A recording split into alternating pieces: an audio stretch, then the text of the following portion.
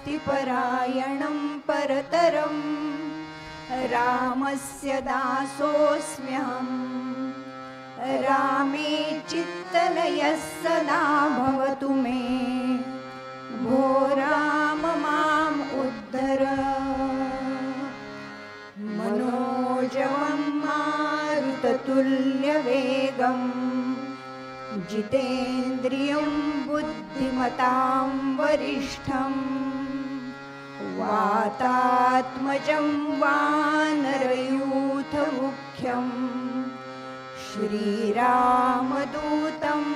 शरणं प्रपद्ये कूजन्तं राम रामेति मधुरं मधुराक्षरम् आरुह्य कविताशाखां वन्दे वाल्मीकिकोकिलं वर्णानाम् अर्थसङ्घानां रसानां छन्दसामपि मङ्गलानां च कर्तारौ वन्दे वाणी विनायकौ भवानी शङ्करौ वन्दे श्रद्धा विश्वासरूपिणौ याभ्यां विना न पश्यन्ति सिद्धा स्वान्तस्थमीश्वरम् सीतारामगुणग्राम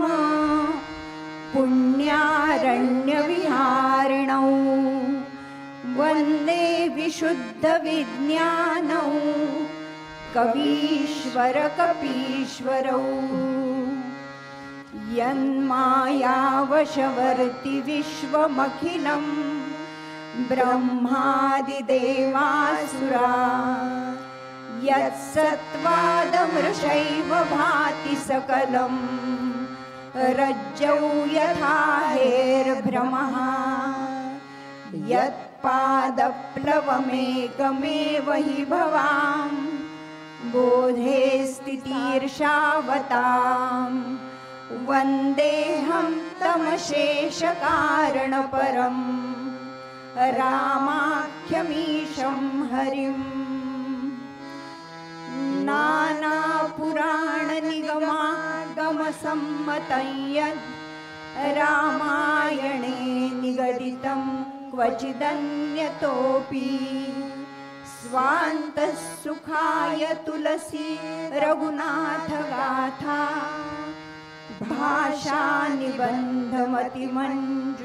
भाषानिबन्धमतिमञ्जुलमातनोति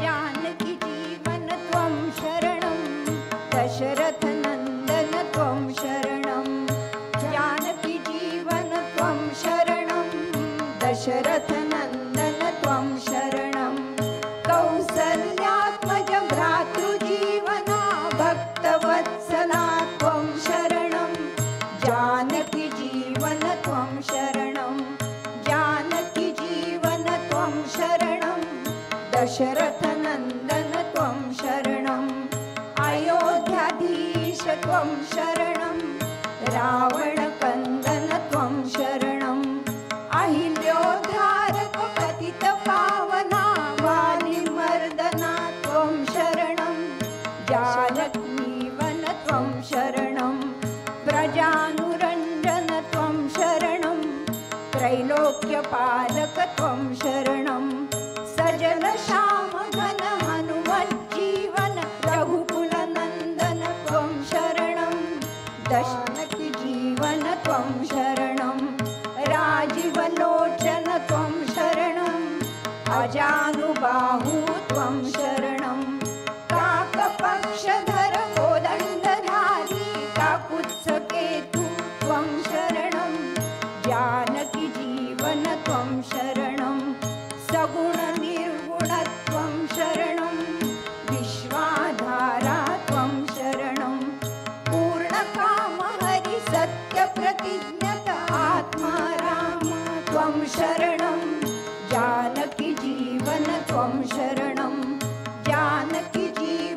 त्वं शरणं दशरथनन्दन त्वं शरणं कौसल्यात्मज भ्रातृजीवना भक्तवत्सला त्वं शरणं जानकी जीवन त्वं शरणं जानकी जीवन त्वं शरणं दशरथनन्दन त्वं शरणं दशरथनन्दन त्वं शरणं दशरथनन्दन त्वं शरणं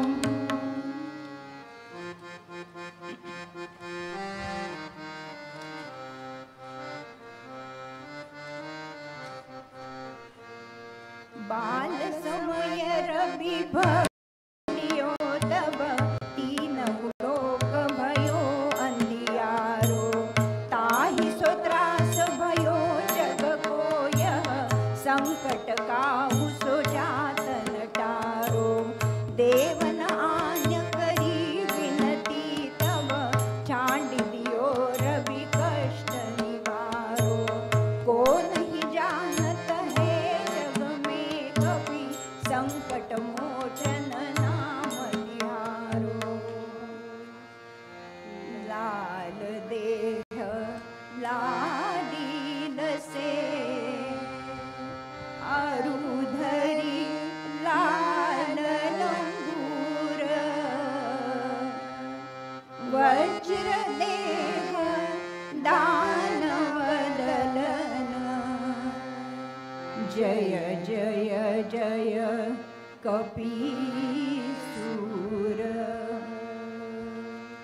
पायीन के ही गति पतित पावन राम भजी सुनु सठ मना गणिका अजा मिल व्याध गिध गजाली कल तारे घना आवीर जमत स्वपचारी अति अघरूप जे कही नाम बारक ते पावन होई राम नमामि ते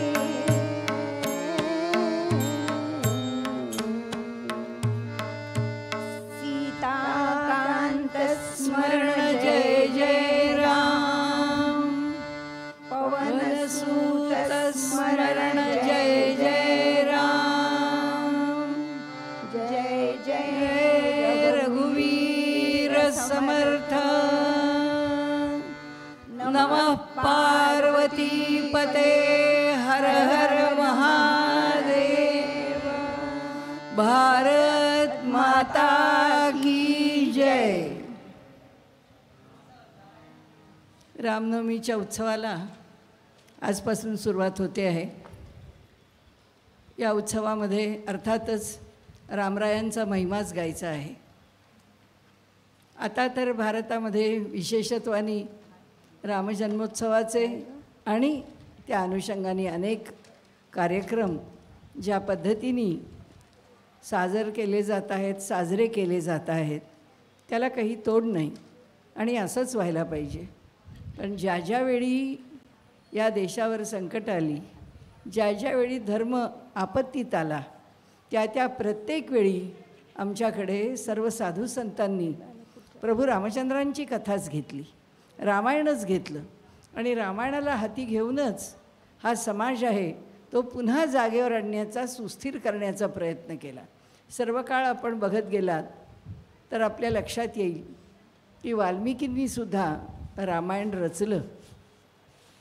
ते रामायण ज्या करता रचलं ते आपण पुढे पाहणारच आहोत। परंतु वाल्मिकींचं रामायण आल्यानंतर पुढे आजच्या काळात आपल्या डोळ्यासमोर जर आपण पाहिलं तर उत्तरेमध्ये मुसलमानी राजवटीमध्ये सगळा समाज अत्यंत भरडून तर निघतच होता, अत्यंत यातना सहन तर करतच होता, त्याचबरोबर धर्मांतरण, छळबळ आणि सर्व प्रकारचे त्रास ह्या समाजाला सोसावे लागत होते। त्यावेळी आपण जर बघितलं असेल तर तिथेही रामचरित्रच उपयोगाला आलं। तुलसीदासांनी रामचरितमानस निर्माण केलं आणि रामचरितमानसाला तिथे वेदांचा अधिकार प्राप्त झाला. इतकं लोकांनी रामचरितमानस उचलून धरलं. आणि ते कसं झालं आपल्या जर लक्षात आलं असेल तर इकडे महाराष्ट्राची परिस्थिती पाहाल तर इकडे सुद्धा मुसलमानांच्या 5 शाया होत्या. हा आपला काही मधला भाग सुरक्षित होता, नाहीतर अन्य सर्व भागांच्यावरती हिंदू समाजावरचा होणारा अनन्वित अत्याचार हा फार अंतःकरणाला क्लेश देणारा होता. त्या काळामध्ये समर्थ पुढे आले. शिवाजी महाराजांना उभं केलं, हे राज्य उभं केलं, हे श्रींचं राज्य उभं राहिलं. पण तेथं अधिष्ठान अर्थात भगवंताचंच पाहिजे. त्यामुळे भगवंताच्या अधिष्ठानावरती शिवाजी महाराजांनी जे राज्य उभं केलं, ही जी पूर्ण भगवा झेंडा तिथून आला आहे. त्यामुळे पताका ही पुन्हा झेंडा रूपाने राजाच्या ठिकाणी राजकारणामध्ये भगवेपण, हिंदूपण, सनातन धर्म पण, वैदिक धर्म पण, शब्द कोणताही वापरा, आजकाल सगळे शब्द आपल्याकडे फिरून फिरून वेगवेगळ्या प्रकारांनी वापरले जातात. या सगळ्या शब्दांचा जरी विचार केला तरी आमचा सनातन हिंदू धर्म, वैदिक धर्म, त्या काळामध्ये त्यांचा जो ध्वज असेल, समर्थांनी पुन्हा भगवा हा अधिक प्रसिद्ध केला. इथे समर्थांनी कार्य केलं. शिवाजी महाराजांनी इथे राज्य स्थापन केलं. हिंदवी स्वराज्याची स्थापना इथे झाली.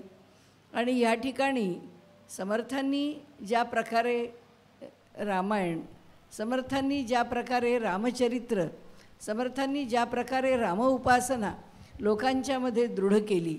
आपल्याकडे पूर्वीची आठवण होते की आपल्याकडे सवाया म्हटल्या जात असत, एक तरी सवाई आपल्याकडे म्हटली जात असे. परंतु आता सोडा, पण ती एक वीरश्रीनी युक्त असलेली वीरजो शिरजो धक्कधिंग मारुती असे सगळे ज्याच्यामध्ये शब्द आहेत, अशा प्रकारच्या सवाया आपल्याकडे म्हटल्या जात असत. समर्थांनी मोठं वीरश्री पूर्ण असं एक सुंदर असं स्वरूप त्या राजकारणाचं, उपासनेचं त्या ठिकाणी निर्माण केलं. आणि हा सगळा महाराष्ट्रातला समाज आहे हा शिवाजी महाराजांच्या मागे उभा करून, आणि त्याचबरोबर आपल्याला तर माहिती आहे आग्र्याहून सुटका कशी झाली, आपल्याला तर माहिती आहे त्याच्यामागचं सगळे आग्र्यापासून ते किल्ल्यापर्यंत सगळी जी माणसं होती कोण, तर ती सगळी रामदासी होती. त्या सगळ्यांनी तो सबंध मार्ग, ते बंद कर, तो हा जो मार्ग आहे तो मार्ग त्यांनी त्या ठिकाणी निर्माण केला. आणि तो जो मार्ग आहे तो मार्ग इतका सुस्थिर सुखकर त्यांच्याकरता निर्माण करून ठेवला की त्या मार्गावरून शिवाजी महाराज कसे आले, कुणी आणलं, इतकं ते सगळं बेमालूम होतं. सांगण्याचा हेतू असा आहे की एकापेक्षा एक धुरंधर राजकारणी होते. तिकडे उत्तरेमध्ये इथे समर्थांचं कार्य इथे होतं आहे नाही तो, त्याचवेळी उत्तरेमध्ये रामचरितमानस त्यांनीसुद्धा तो समाज आहे तो घडवत आणला. आणि त्या उत्तर रामचरित्राच्या माध्यमामधून त्या समाजामध्ये औरंगजेबाच्या काळातलाच प्रसंग आहे. एकेका प्रसंगामध्ये एकेका हिंदूंचा जो छळ होत होता, स्वतः तुलसीदासांचा छळ काही कमी नाही झाला. तुलसीदासांनासुद्धा औरंगजेबानी तुरुंगात टाकलं. काहीतरी निमित्त पाहिजे होतं, साधं निमित्त होतं की एकांनी आपला पुत्र आहे तो जिवंत करून द्यावा आणि असा काही एक दावा केला. आणि त्याने सांगितलं तो जिवंत करायचा म्हणून जिवंत किंवा असा चमत्कार मी काही करत नाही, पण एका ठिकाणी घडलेला चमत्कार होता की तुलसीदासांच्या हातून एक मृत असलेलं बालक त्या ठिकाणी जिवंत झालं. तर त्या बालकाच्या ह्या प्रसंगानंतर त्यांना त्रास द्यावा म्हणून त्यांनी जो प्रकार सुरू केला तो प्रकार असा होता की आम्ही आता हा मृत आहे याला जिवंत करा, हा मृत आहे याला जिवंत करा. तुलसीदासांनी सांगितलं हा काही माझा व्यवसाय नव्हे. आणि ही सगळी तक्रार बादशाहापर्यंत गेली. बादशहाला सांगितलं की याला तुरुंगात टाका. आणि त्याप्रमाणे त्यांना तुरुंगात टाकण्याची योजना झाली. ते तुरुंगात गेले. तुरुंगामध्ये त्यांना अत्यंत त्रास द्यायला लागले. हे लोक छळबळानी त्यावेळी त्या सगळ्या परिस्थितीमध्ये जी त्यांची एक अवहेलना, एक थोडंसं धर्माच्या बाबतीमध्ये त्यांचं आचरण त्रासदायक बनावं असा सगळा व्यवहार सुरू झाला. काही खायला द्या, काही आता आपण वाचतो ना की मुलींना पळवून नेतात, त्रास देतात, त्यांच्या तोंडात गोमांस कोंबतात. हे असले सगळे जे बळजबरीने केले जाणारे प्रकार आहेत. कैदेमध्ये अगदी तुलसीदासाच्या तोंडात गोमांस नाही कोंबलं, पण तत्सम अनेक गोष्टी तिथे घडत राहिल्या. आणि त्याच्यामध्ये त्यांनी सांगितलं की हे काही खरं नाही, तुरुंगात मी पडावं असं मला वाटत नाही. आणि किती दिवस राहायचं मारुतीराय, आता तुम्हीच बघा. आणि कमाल अशी झाली की त्या किल्ल्यामध्ये ज्या ठिकाणी त्यांना बांधून ठेवलं होतं तिथून तो राजा जवळच आहे, त्याच्याच महालामध्ये सगळे वानर शिरले आणि त्यांनी जो काही धुमाकूळ घालायला सुरुवात केली की राजा तिथून पळत सुटला. लोकांनी सांगितलं आता तुमचा राजमहाल तर वाचत नाही, परंतु तुम्हालाही वाचवणं शक्य नाही, तुम्ही तुलसीदासांना शरण जा. ते आले, तुलसीदासांकडे आले आणि म्हणाले मी शरण आलो आहे, तुम्हाला मी सोडतो, पण माझ्या राजमहालातला हे जो वानरांनी घातलेला गोंधळ आहे तो थांबवा. त्यांनी सांगितलं ठीक आहे. आणि मारुतीरायांना प्रार्थना केली आणि सांगितलं की आपण ह्या सगळ्यामधनं यांना वाचवा.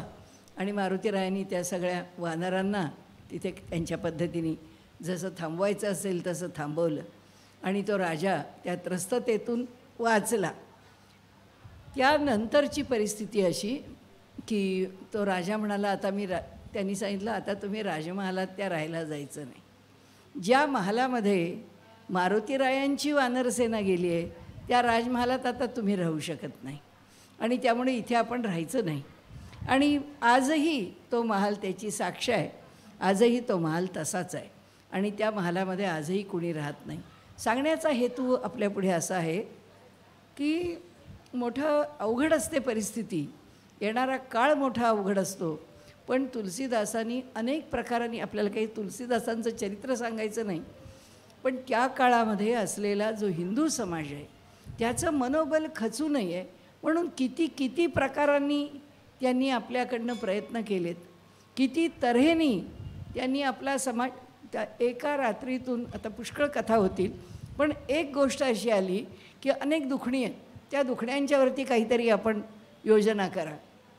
रात्रीतून त्यांनी दुखणी बरी करण्याकरता वेगवेगळ्या दुखण्यांच्यावरती मंत्ररचना केलेली आहे. आणि ते जे मंत्र आहेत, अमुक एक दुखणं आहे, पाठीचं दुखणं आहे, करा बरे व्हाल. ह्या समाजाला जेव्हा कोणी तारणहार राहिला नाही तेव्हा भगवंताशिवाय कोणीच नसतं. आणि त्यातही प्रभू रामचंद्रच प्रत्येक वेळी त्यांनाच कालिदासांनी त्यांना आवाहन केलं, भवभूतींनी त्यांना आवाहन केलं. एकनाथ महाराजांनी ज्यावेळी समाजाची परिस्थिती कठीण होती त्यावेळी औरंगजेबाच्या विरुद्ध लिहिण्याची सोय नव्हती, तरीसुद्धा नाथ महाराजांनी भावार्थ रामायण लिहिलं. आणि भावार्थ रामायणामध्ये जिथे राम आहे आणि जिथे शत्रूचं वर्णन केलेलं आहे त्या शत्रूच्या ठिकाणी औरंगजेब टाकावा आणि जिथे राजाचं वर्णन केलं आहे तिथे रामराय टाकावेत, सगळं रामायण आहे.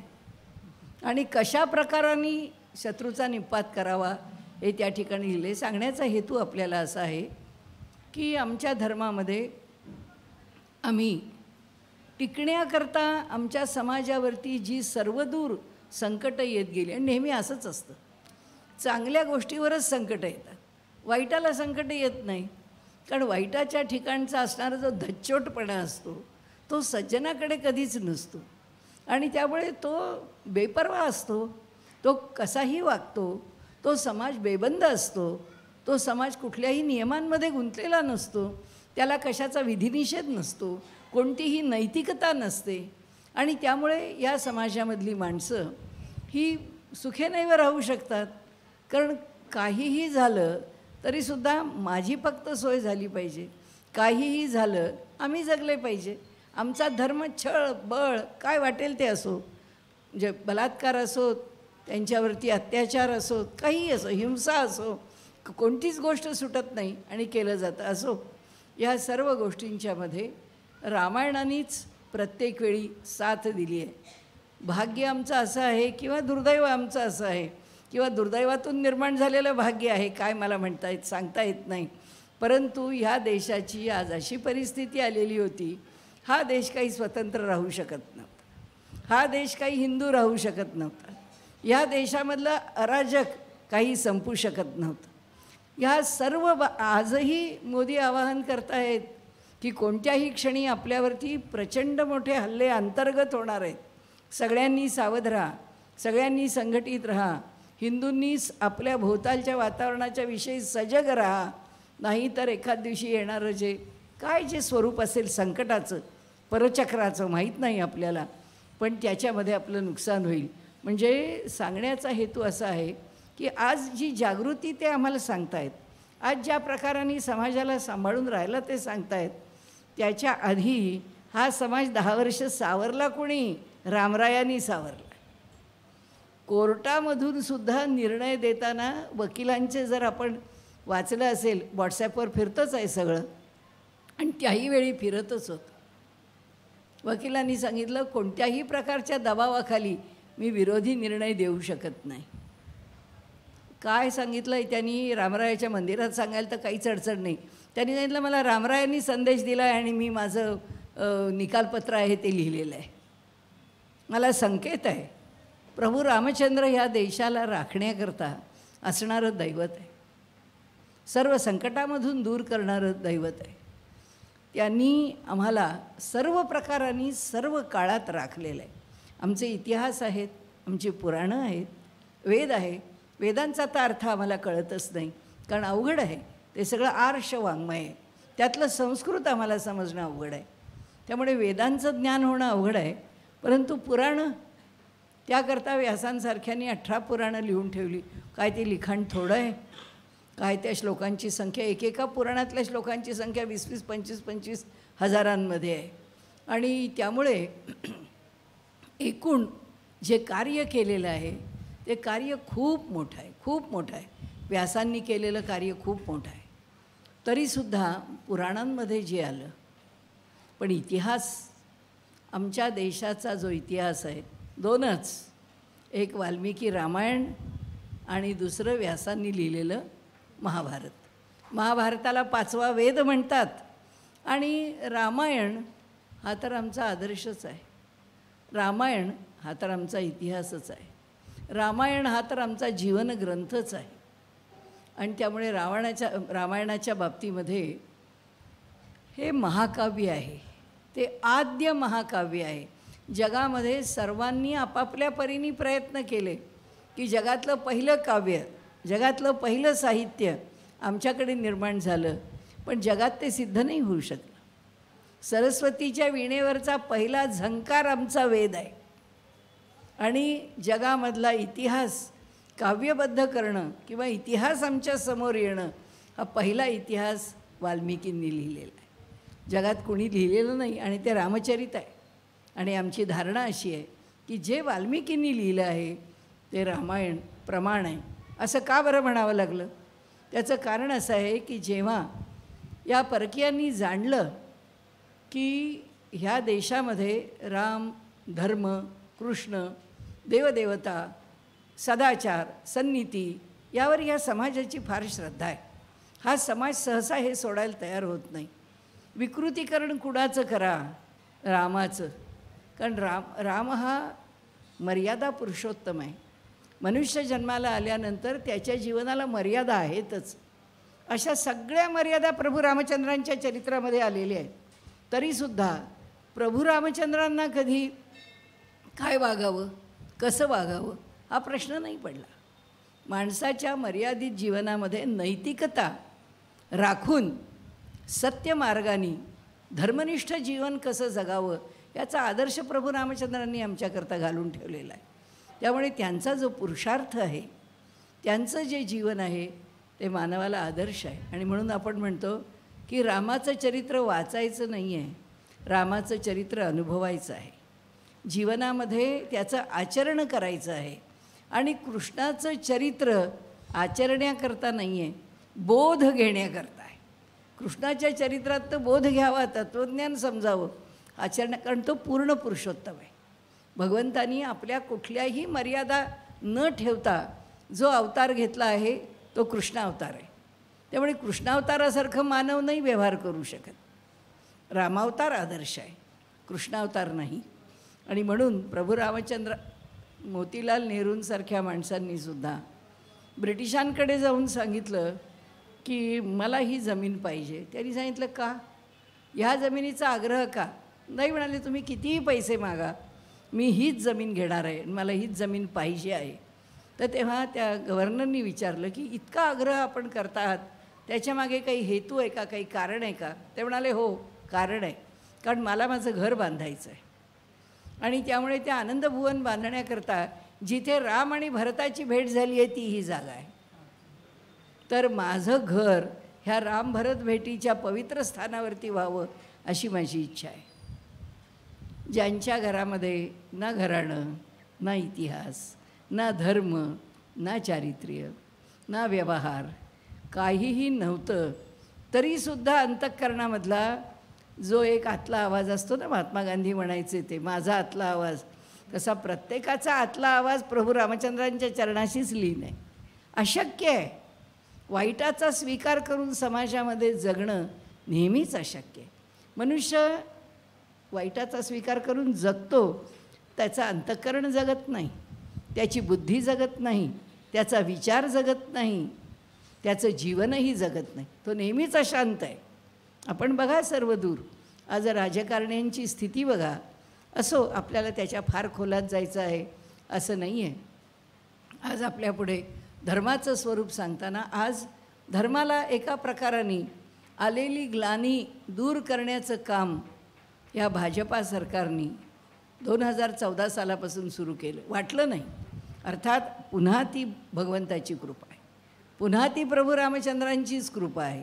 ज्या पद्धतीने मंदिर उभं राहिलं, ज्या पद्धतीने त्याच्या मागच्या घटना घडल्या, ज्या पद्धतीने मंदिर बनवत असतानाचे प्रसंग लोकांसमोर आले, ज्या पद्धतीने रामरायांनी सगळ्यांना सहाय्य केलं, ज्या पद्धतीने मारुतीरायांनी सहाय्य केलं. मंदिराच्या इमारतीवरचा कळस म्हणजेच मंदिराची इमारत धोक्यात आणण्याचा जो प्रयत्न केला गेला आणि त्याच्याकरता जे बॉम्ब्स त्यांनी वापरले आणि जे आणून ठेवले, 5 बॉम्ब्स आणून ठेवले होते, त्यातले 3 लोकांना सापडले. म्हणजे जे शोध घेतला त्या पोलीस खात्याला म्हणा किंवा गुप्तहेर खात्याला म्हणा, त्यांना ते सापडले, ते त्यांनी डिस्चार्ज करून टाकले.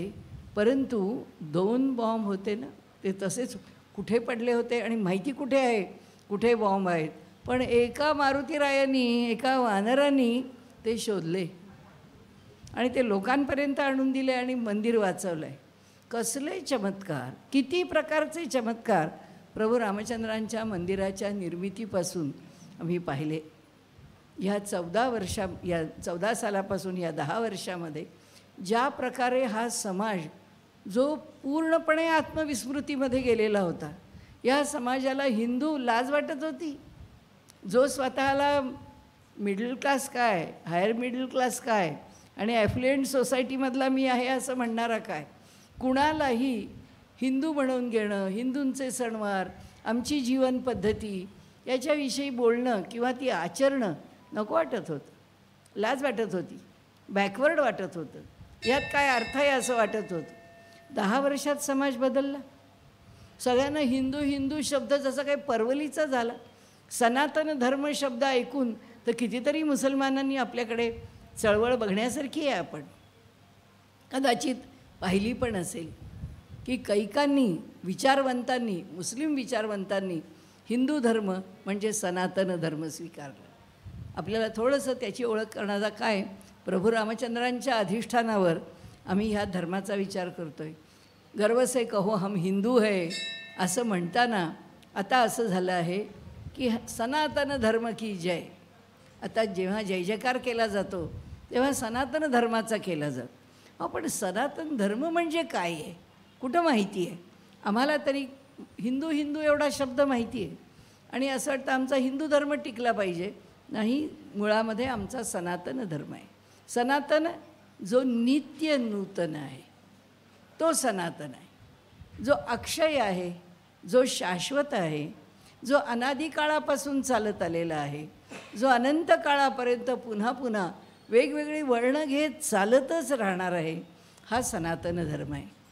या सनातन धर्माला हिंदू म्हणून जे मर्यादित केलं होतं, आज मुसलमानांच्या सकट सगळ्यांनी, मुसलमान का म्हणायचं, कारण ख्रिश्चनांचे जे उद्योग आहेत ते सगळे छुपे आहेत.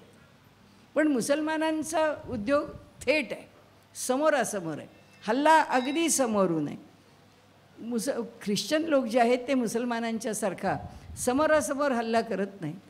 त्यांनी आपल्याला संपवत आणलं, भाषेतून संपवलं, आचारातून संपवलं, विचारातून संपवलं, आमच्या मुलांना धर्मापासून दूर करून संपवलं, भाषा संपवली, आमचं वाङ्मय संपवलं, मुलांना ते ज्ञान संपवलं.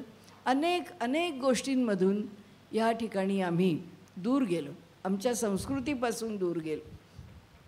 परंतु आता मात्र परिस्थिती अशी आहे की आम्ही हिंदू आहोत एवढ्या शब्दावर आम्ही नाही थांबत.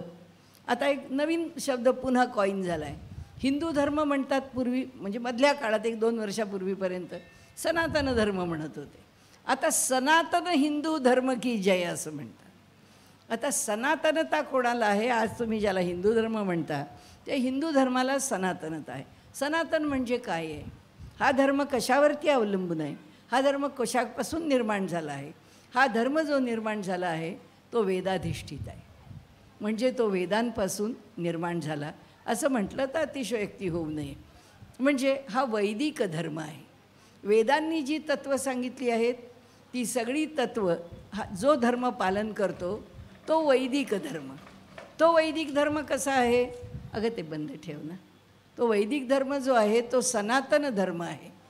आणि त्याचबरोबर सनातन वैदिक धर्माच्या बरोबरच एक आणखीन गोष्ट आहे की हा धर्म वेदांवर जसा अधिष्ठित आहे तसा पुराण, इतिहास ह्यांच्यावर पण अधिष्ठित आहे, स्मृतींवर सुद्धा अधिष्ठित आहे.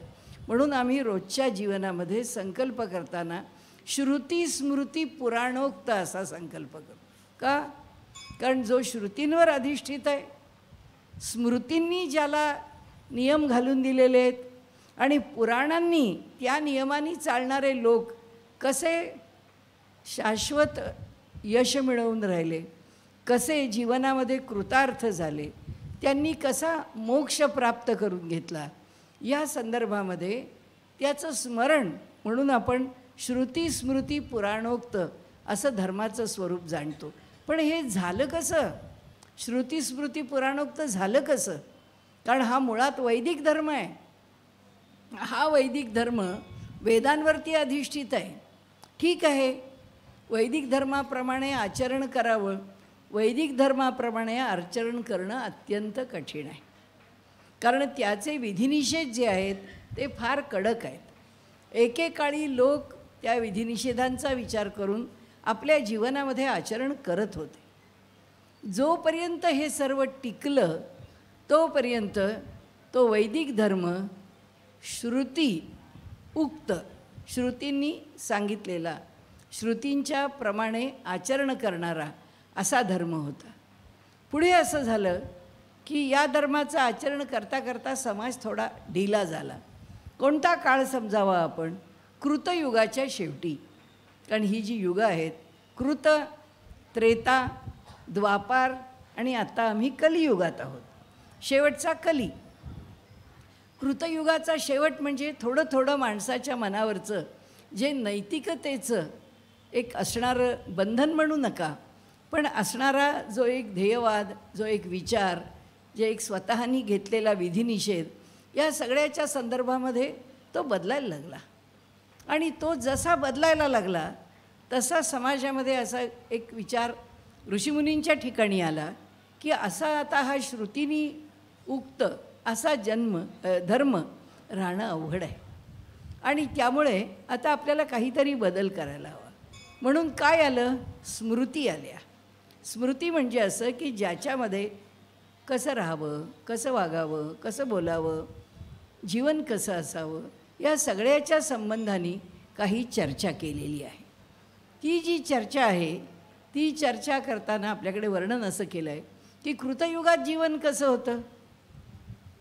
न राजा नैव राजासीत, न धर्मो न च दांडिका, धर्मेणैव प्रजा सर्वा रक्षन्ति स्म परस्परम. म्हणाले ना राजा नव्हता, ना राज्य नव्हतं, ना शासक नव्हता, ना अनुशासन करून घेणारी प्रजा होती. काय होतं मग? धर्मेणैव प्रजा सर्वा रक्षन्ति स्म परस्परम. धर्मानीच प्रजा सगळ्यांचं परस्परांचं रक्षण करत होती. शब्द एवढंच प्रमाण होतं. आणि त्यामुळे व्यवहारामध्ये काय करायचं आहे, पैसे द्यायचे, दिले आहेत, हे घ्यायचं आहे, घेतलं आहे, त्याच्यावर लिखा पढी, तू मला पुन्हा बोलला, मी तुला पुन्हा, कुठला विषयच नाही. एकदा शब्द दिला संपला. त्याच्या पुढे विषय बदलत नाही, त्याच्या पुढे विषय येत नाही. पण काळ बदलायला लागला.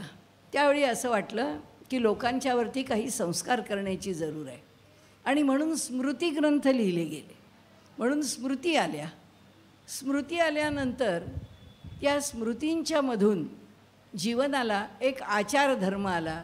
आणि त्यातला सर्वात मोठा भाग की कृतयुगामध्ये ह्या स्त्रीशी किंवा ह्या कन्येशी ह्या पुत्राचा विवाह व्हायचा आहे एवढं म्हटलं की संपलं. वाचा दत्त.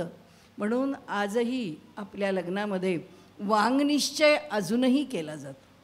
तो संस्कार आपण कृतयुगाचा अजून ठेवला आहे की आदल्या दिवशी वाङ्निश्चय कशा करता की वाणीनी वाचा दत्त आहे मी, ही कन्या मी तुम्हाला दिलेली आहे किंवा ही तुमची कन्या आम्ही स्वीकारलेली आहे.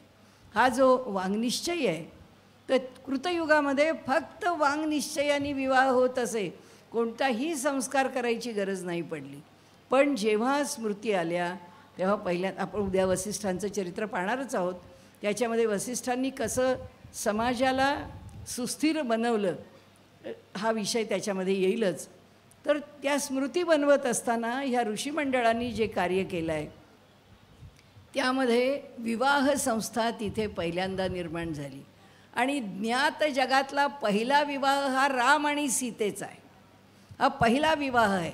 आणि त्या विवाहाकरता वसिष्ठ महामुनींनी सगळे मंत्र विवाहाचे लिहून ठेवलेले. म्हणजे वसिष्ठांनी लिहिलेल्या मंत्रांनी आम्ही आजही विवाह करतो. ही आमच्या धर्माची परंपरा आहे. यालाच सनातन परंपरा म्हणतात. कृतयुग गेलं, त्रेतायुग गेलं, द्वापार गेलं, आज कली आलं तरी विवाह संस्कार तसाच आहे. फक्त दुर्दैव असं आहे की आमच्या गबाळ्या विचाराच्या लोकांना मात्र करायचं आहे काय तो वैदिक लग्न पद्धतीने करून रजिस्टर करावं. आता या दिवाळखोर बुद्धीला आपण काय म्हणावं. अहो जिथं 100-200 वर्षाचा इतिहास नाही आहे तिथे अमेरिका एवढ्याशा गोष्टीचा इतिहास निर्माण करते आहे, ज्याला काहीही आगापिछा नाही, ज्याला कोणताही संस्कार नाही, ज्याला कोणतंही महत्त्व नाही, ज्याच्यामागे कोणताही त्याग नैतिकता विशेष काही घटना काही नाही, तरी आपल्या स्मृती निर्माण करत आहेत.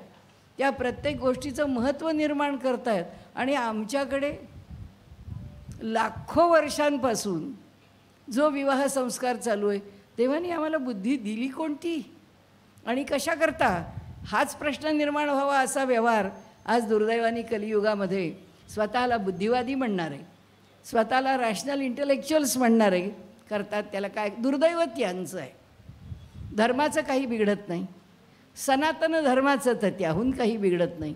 धर्म म्हणजे आम्हाला धारण करणारा तो धर्म म्हणून धर्म.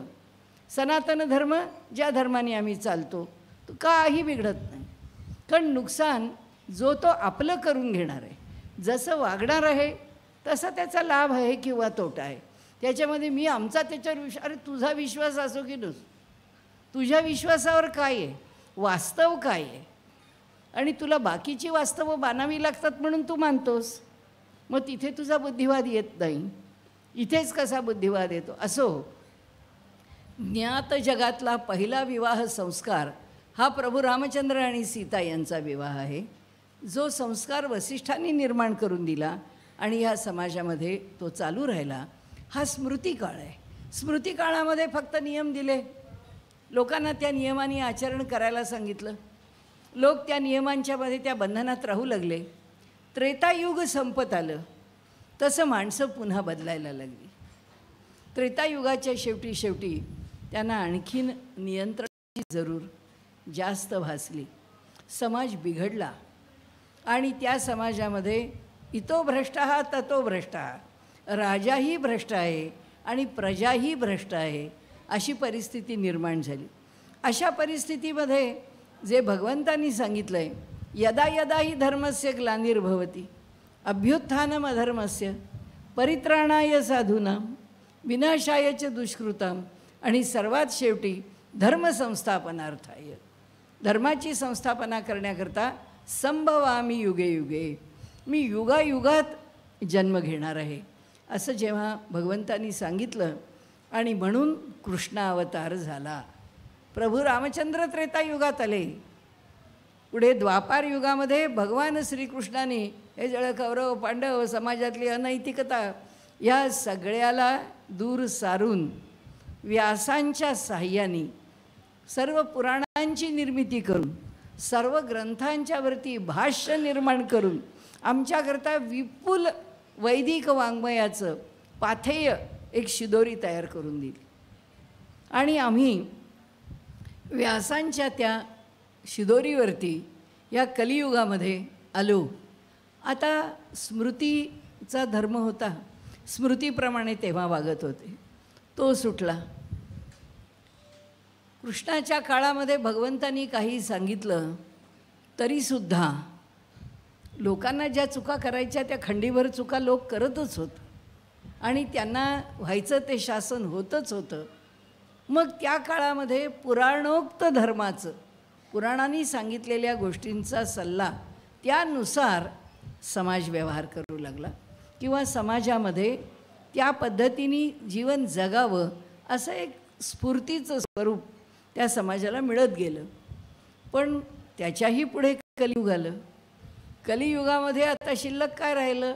संकल्पा श्रुती स्मृती पुराणोक्त एवढंच शिल्लक राहिलं. ना श्रुतीचं आचरण, ना स्मृतींचं आचरण, ना पुराणांचं आचरण. आणि लक्षात आलं की ह्यातल्या कोणत्याही नियमांनी मनुष्य आपल्या जीवनभर कारण काहीतरी नियम विधिनिषेध अंतःकरणाशी धरून जगायचं तर ते ह्या कलियुगातल्या लोकांना शक्य नाही आहे. आणि म्हणून कलियुगातल्या लोकांच्याकरता जो धर्म आला किंवा जो धर्म आणला तो संतांनी आणला. म्हणून कलियुगामध्ये संत श्रेष्ठ झाले, संत विषय मांडू लागले, संत आम्हाला तत्त्वज्ञान शिकवू लागले, संत आम्हाला नैतिकता शिकवत. तुकाराम महाराजांनी उगीच नाही म्हटलं वेदांचा तो अर्थ आम्हासीच ठावा एरांनी वहावा भारत याचं. आम्हाला माहिती आहे की वेद काय सांगतो, कारण आम्हालाच आता लोकांना शहाणं केलं पाहिजे. आम्ही वैकुंठवासी आलो याच कारणासी, आम्हाला यायचं काय कारण? बोलले जे ऋषी साच भावे वर्ताया झाडू संतांचे मार्ग, हेच काम करण्याकरता आम्ही आलो. आणि त्यामुळे हा संतांनी जो धर्म सांगितला तो काय सांगितला? रामनाम घ्या, याच्याशिवाय दुसरं काही नाही. या कलियुगाला तारणारं जर काही असेल तर ते फक्त रामनाम आहे. त्या रामनामामध्ये जे सामर्थ्य आहे ते सगळ्याचं सामर्थ्य आहे, ओंकाराचं सामर्थ्य आहे. त्या ओंकाराच्या निखळ ओंकाराच्या जपामधून मिळणारं जे काही ऊर्जेचं स्वरूप आहे ते रामनामातून मिळतं आहे. ते रामनाम घेण्याकरता एका जागेवर बसा, खाऊ नका, पिऊ नका, मांडी घाला, काही नाही. उठता बसता कार्य करता कुठेही असू द्या रामाचं नाव घेत हा धर्म आहे. आजचा जो धर्म आहे, आजच्या समाजाला दिलेला जो धर्म आहे, आचरणाची शुद्धी ठेवा आणि आपलं जीवन जे आहे ते उत्तम प्रकाराने व्यक्तीच्या माध्यमातून भगवंताच्या नामस्मरणातून. रघुपती राघव राजा राम पतित पावन सीताराम रघुपती राघव राजा राम पतित पावन सीताराम. सुंदर माधव मेघ श्याम भज प्यारे तू सीताराम. सुंदर माधव मेघ श्याम भज प्यारे तू सीताराम. भगुपती राघव राजा राम पतित पावन सी सीताराम। रघुपति राघव राजा राम, पतित पावन सीताराम। आता हा विषय जो सनातन धर्माचा आहे तो आमच्या समाजापर्यंत ज्या जिव्हाळ्याने येऊन पोचला आहे तो केवळ प्रेमाचा, धर्माचा, धर्माभिमानाचा नाही आहे, तो आज जगामध्ये आमच्या अस्तित्वाचा आहे। आज परिस्थिती अशी आहे, कुणीही आम्हाला जगू देत नाही आहे आणि जगात कोणालाही हिंदूंना जगू द्यायचं नाही आहे।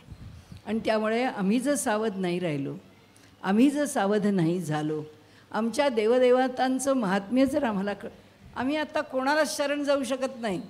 देवळात बसलो आहे आणि देवाच्या समोर बसलो आहे म्हणून काहीतरी देवाची स्तुती करायची असं नाही आहे। आज वास्तव एवढंच आहे की प्रत्येक माणसाने जर ईश्वरी शक्तीला आवाहन केलं तरच आमच्या अस्तित्वाला अर्थ आहे, म्हणजे राहणार आहे। आमचं अस्तित्वच नष्ट करायला निघालेले आहे, नकोच आहे। बाय हुक और क्रूक हे संपलेच पाहिजे, यांचं अस्तित्व शिल्लक राहताच। पण आम्ही इतके उदासीन आहोत, आम्ही इतके बेफिकीर आहोत की परिस्थिती इतकी कठीण आहे।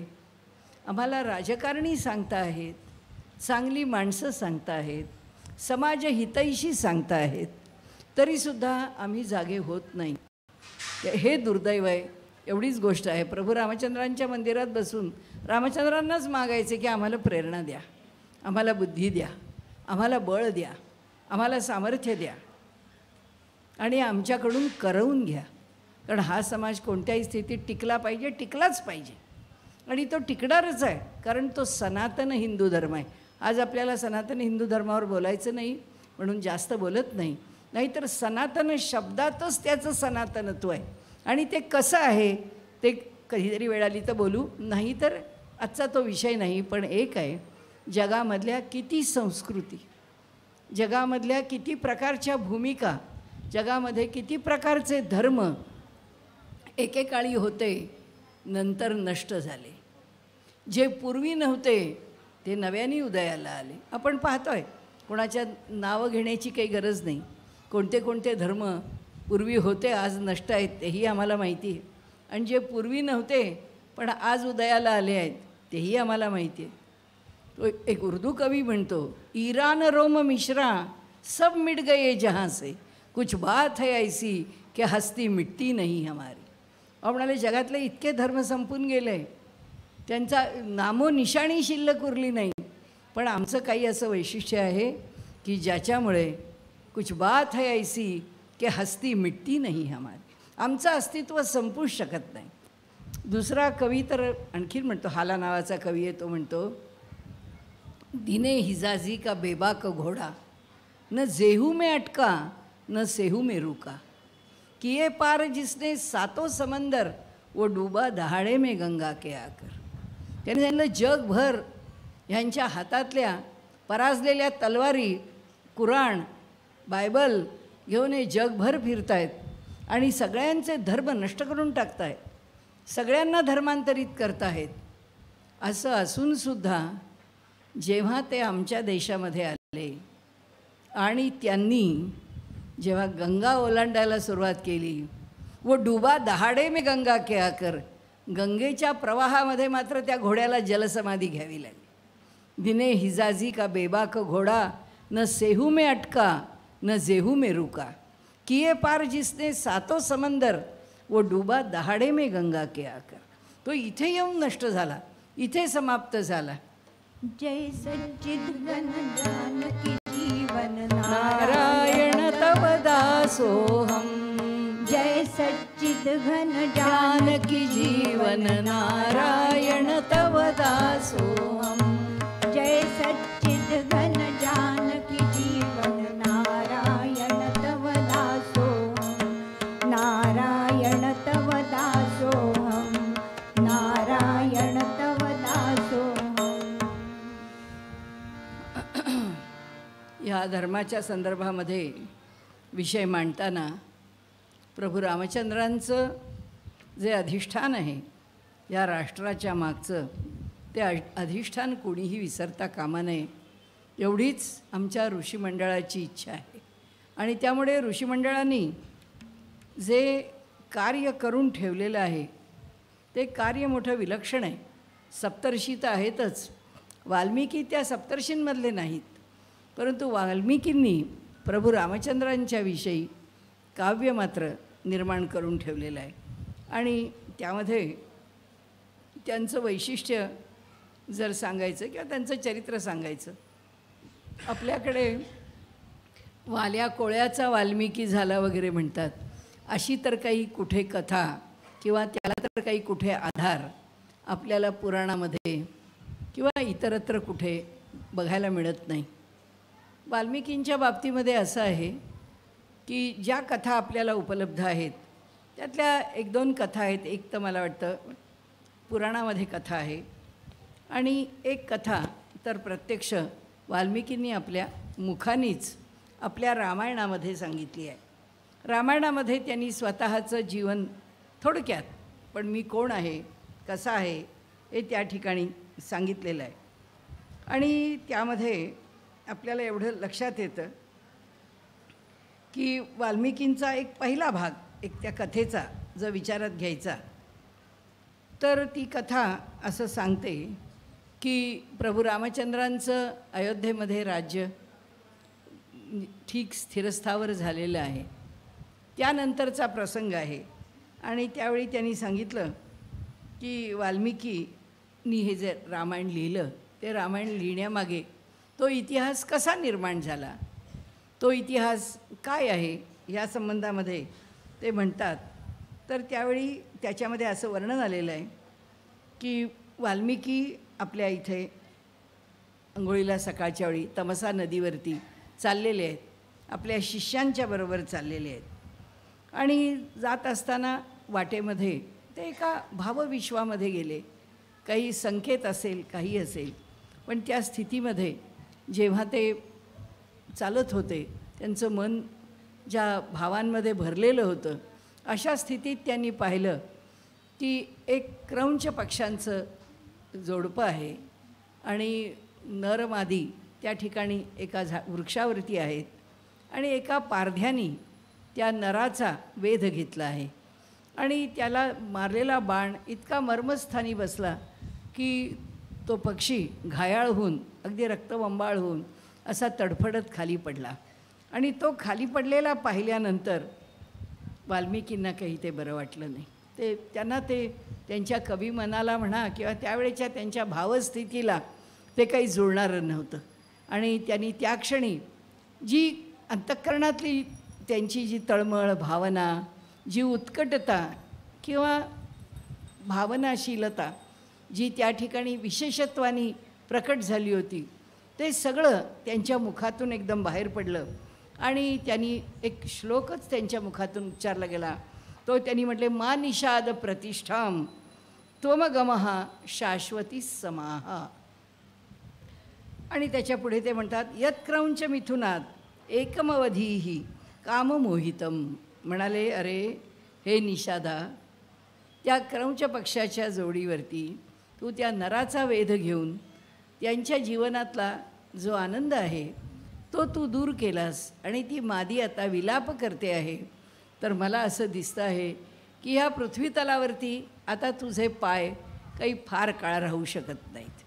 आता तू काही इथे राहू शकत नाहीत, तुला फारशी वर्ष इथे काही मिळणार नाहीत. असं म्हटल्यानंतर त्यांच्या मनाला एक खिन्नता येते. त्यांना असं वाटतं की अरे, मी स्वतःला तपस्वी समजतो आणि मला इतका राग कसा येतो, मला राग आला आणि मी शाप कसा देतो. तर हे शाप देणं काही बरोबर नाही. आणि त्याच दुःखद अशा मनस्थितीमध्ये ते नदीवर जातात आणि अंघोळ करतात चांगलीशी जागा बघून. आणि अंघोळ करून परत येताना त्याच एका नैराश्याने युक्त असलेल्या अशा मनस्थितीमध्ये आपल्या आश्रमाकडे येऊन पोचतात. जग जग में सुंदर तेरो नाम, चाहे कृष्ण कहो या राम. जग में सुंदर तेरो नाम, चाहे कृष्ण कहो या राम. बोलो राम राम राम बोलो श्याम श्याम श्याम। जग में सुंदर तेरो नाम, चाहे कृष्ण कहो या राम। जग में सुंदर तेरो नाम, चाहे कृष्ण कहो या राम। बोलो राम राम राम, बोलो श्याम श्याम श्याम। बोलो राम राम राम, बोलो श्याम श्याम श्याम। बोलो राम राम राम, बोलो श्याम श्याम श्याम। त्यानंतर वाल्मिकी आपल्या आश्रमामध्ये परत येतात. आश्रमात परत आल्यानंतर त्यांनी पाहिलं की त्यांना भेटायला नारद आलेले आहेत. आणि त्या नारदांशी जेव्हा त्यांचा संवाद होतो ते म्हणतात की नारदा, असं कोण व्यक्तिमत्व आहे, असं कोणतं व्यक्तिमत्व की जे श्रेष्ठ आहे, जे व्यक्तिमत्व माझ्या अंतःकरणाला भारावून टाकणारं आहे, किंवा ज्याचं गुणगौरव करावा असं माझ्या मनात येतं आहे. एक सात्विकता माझ्या अंतःकरणामध्ये आलेली आहे. त्यात माझी अशी धारणा आहे की मला अशा एखाद्या व्यक्तिमत्वाची जर माहिती कळली तर तू मला त्याचं जीवनचरित्र मला तू सांग. तेव्हा ते त्याला विचारतात किंवा म्हणतात, कोण वस्मिन सांप्रतम लोके गुणवान कश्च वीर्यवान. अरे आत्ता या लोकामध्ये कोण असा आहे, सांप्रतम लोके या आत्ताच्या लोकामध्ये समाजामध्ये गुणवान कश्च वीर्यवान, कोण गुणी आहे, कोण अत्यंत शूर आहे, पराक्रमी आहे, धैर्यशील आहे, धर्मज्ञश्च कृतज्ञश्च, सत्यवाक्यो दृढव्रतः. कोण असा धर्मज्ञ आहे, कोण असा कृतार्थ आहे किंवा कृतज्ञ आहे की ज्याच्या ठिकाणी प्रत्येक गोष्टीच्या, कारण आपण व्यवहार धर्माच्या संदर्भात खूप काही काही बोलता येतं. एक एक गुण घेतला तरी आपल्या जीवनामध्ये धर्म आपल्याला सार्थक करतो. एक साधा व्यवहार आहे कृतज्ञता. ज्याच्या अंतःकरणामधनं कृतज्ञता क्षणभरसुद्धा विचलित होत नाही, ज्याच्या अंतःकरणामधनं क्षणभरही कृतज्ञतेचं विस्मरण होत नाही, तो खऱ्या अर्थाने धर्माचं पालन करणार. कारण कृतज्ञता ही फार मोठी गोष्ट आहे जी माणसाचा अहंकार विसरायला लावते. आणि माणसाचा अहंकार जोपर्यंत विसरत नाही तोपर्यंत त्याचं मन तो अहंकार नाचवतच असतो. आणि मनुष्य त्या अनुरोधाने काहीही वागतच असतो. अंतःकरणाला एक उदात्तता येणं आणि त्या उदात्त पातळीवरती जाऊन मनुष्याने अत्यंत सात्विक व्यवहार करणं, याच्याकरता अनेक गुण सांगितले की सत्य बोलत राहावं, दान करत राहावं, अभ्यास करत राहावा, किंवा आपण ज्ञानाच्या क्षेत्रामध्ये रमून राहावं. काहीही की ज्या ठिकाणी भाव एकविध होतो, एका दिशेने कार्यरत होतो, असा भाव आपल्या अंतःकरणामध्ये निर्माण झाला की आपोआप मनुष्य धर्माचं आचरण करतो. पण सर्वात साधा सोपा भाव आहे तो कृतज्ञतेचा भाव आहे. समोरचा मनुष्य काय करतो, दोन शब्द माझ्याशी गोड बोलला, संपलं. आयुष्यात कधी मनुष्य विसरणार नाही की ज्याच्या अंतःकरणात कृतज्ञता आहे तो म्हणतो, नाही हो, तुम्ही माझ्याशी दोन शब्द बोललात, मला फार आनंद झाला. तुम्ही माझ्याशी दोन शब्द बोललात, खोटं नाही आहे, हे दिखाऊ नाही आहे, हे ढोंगी नाही आहे, हे वरवरचं नाही, हे अंतःकरणात आलं पाहिजे. कारण आजकाल कसं आहे, आजकाल फार छान शब्द वापरतात. हल्ली लिप सर्व्हिसेस खूप चांगली आहेत. हल्ली तोंडाने माणसं पुष्कळ गोड बोलतात. कारण आता काय सगळं दिखाऊ जग आहे. या दिखाऊ जगामध्ये थँक्यू, सॉरी, हे सगळं चालू राहतं. ह्यानी माणसाला काही मिळत नाही. हा जो वरवरचा गोडवा आहे किंवा हे जे वरवरचा दिखाऊपणा आहे तो कधीच आमच्या अंतःकरणाला बदलू शकत नाही, ना कधी तो आमचा कोणता लाभ करून देऊ शकत नाही. अगदी सामान्य स्थिती असते. मी नेहमी ती कथा सांगते, आजसुद्धा मला मोहावरत नाही म्हणून सांगते. ब्रिटिशांच्या राजवटीमध्ये असे हे उन्हाळ्याचे दिवस, आत्तासुद्धा 38 आणि 39 आणि 40 टेम्परेचर आहे. अशा स्थितीमध्ये ते लोक पुण्यामध्ये सदर्न कमांडमध्ये असणारे लोक अशा झोपड्या गवताच्या घालून दुपारच्या वेळामध्ये त्याच्यात झोपत असत. तेव्हा काही AC नव्हते. आणि तिथे आत तो मनुष्य म्हणजे तो ब्रिटिश अधिकारी तिथे झोपत असे.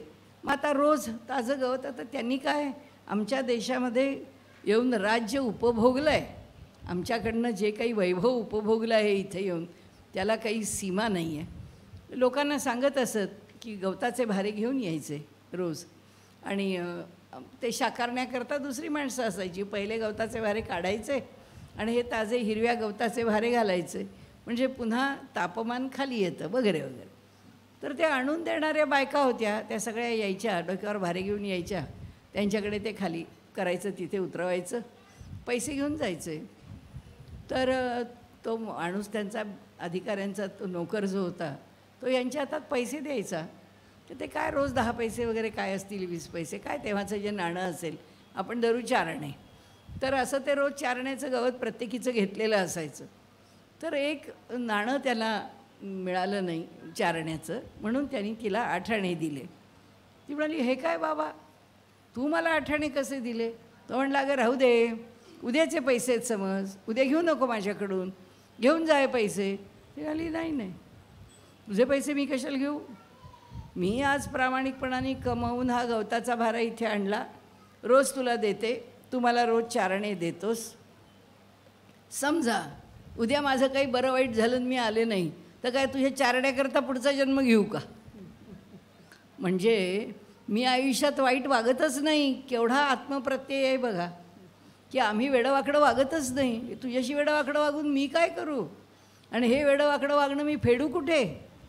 कारण काय, मनाची निरागसता, मनाची निष्पापता, निसंशयता, निष्कलंकता ही जिथे असते तिथेच हे सगळं घडू शकतं, अन्यथा नाही. आपण कमी जास्त मागे पुढे असतो, जे जितकं असतं कभी ऐसा कभी वैसा, कुछ कुछ होता है. मनुष्य काही असं फार अंतःकरणापासून फार काही करतो असं नाही. पुष्कळ त्याच्याकडे स्वार्थ आहे, पुष्कळ त्याच्याकडे इफ्स बट्स नॉर काय काय पुष्कळ आहे. पुष्कळ डूज डोंट्स काही विचारू नका, खूप गोष्टी त्याच्या अंतःकरणामध्ये आहेत. असो, परंतु इथे त्यांनी सांगितलं असा कृतज्ञ राजा कोणता आहे.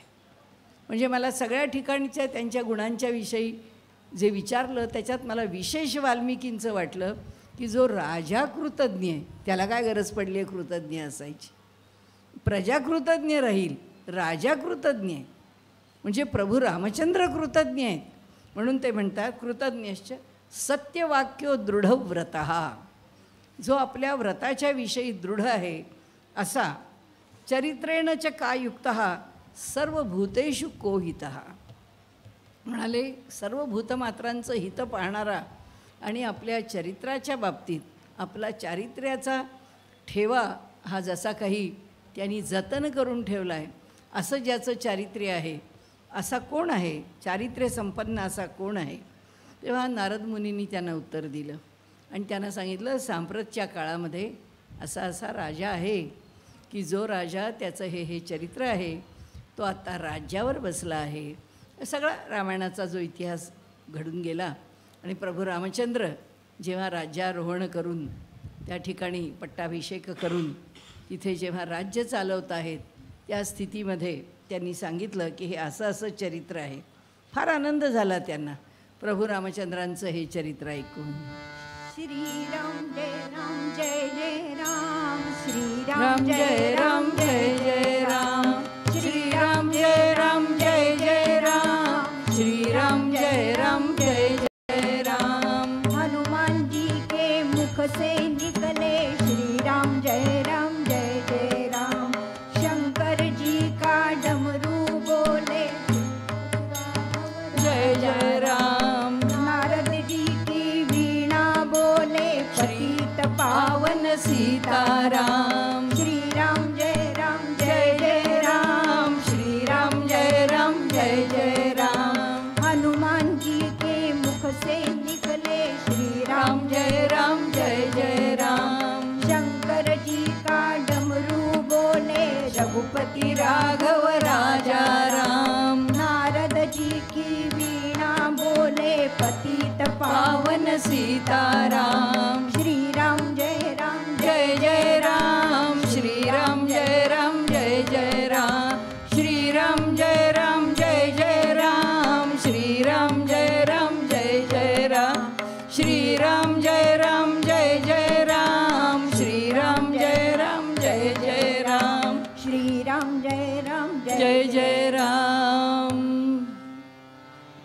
त्यांनी सांगितलं की असं हे चरित्र आहे आणि ह्या चरित्राचं तू वर्णन करावंस असं मला वाटतं. तर आंघोळ करून आलेले आहेत, नदीवरून परतलेले आहेत. त्यांनी पाहिलं, नारदांचा सत्कार करून आपण गेलो, नारदांनी कथा आपल्याला सांगितली, प्रभू रामचंद्रांचं चरित्र आपण ऐकलं, आपण परत आलो आणि आपल्या इथे साक्षात ब्रह्मदेव येऊन बसलेले आहेत आणि आपल्याला त्यांच्याशी चर्चा करण्याचा आता प्रसंग येतो आहे. आले, पण ते शाप दिल्यानंतर त्यांचं अंतःकरण जे खिन्न झालं होतं, जे उदास झालं होतं, त्यांना काही म्हणजे जी उदासीनता आहे ती काही जात नव्हती. अर्घ्यपाद्य पूजन सगळं झालं, ब्रह्मदेवांचा सत्कार झाला, पण तरीसुद्धा त्यांच्या ठिकाणी मनामध्ये एक प्रकारचं नैराश्य होतंच होतं. आणि ब्रह्मदेवाने विचारलं की आपली मुद्रा अशी म्लान का, आपल्याला असं दुःख का वाटतं आहे, आपण का दुःखी होतात. त्याने सांगितलं दुःखी नाही, पण मी तिथे गेलो आणि असा प्रसंग घडला आणि मा निषाद प्रतिष्ठाम त्वमगमहा शाश्वती समहा असा म्हणाले. माझ्या मुखातून एक शापवाणीसारखा एक उच्चार झाला. तेव्हा ब्रह्मदेव म्हणाले, अहो असं काय म्हणता, ही शापवाणीचा उच्चार आहे असं तुम्हाला वाटत असेल, पण आपल्या मुखातून साक्षात सरस्वतीच बोलली आहे. कारण म्हणाले हा जो उच्चार आहे हा छंदोबद्ध आहे, हे अनुष्टुप छंदामध्ये आपल्या मुखातून बाहेर पडलेलं आहे. जे तुम्ही बोलला आहात ते बोलणं हे पुढे काव्यबद्ध व्हायचं आहे, ते अजरामर व्हायचं आहे.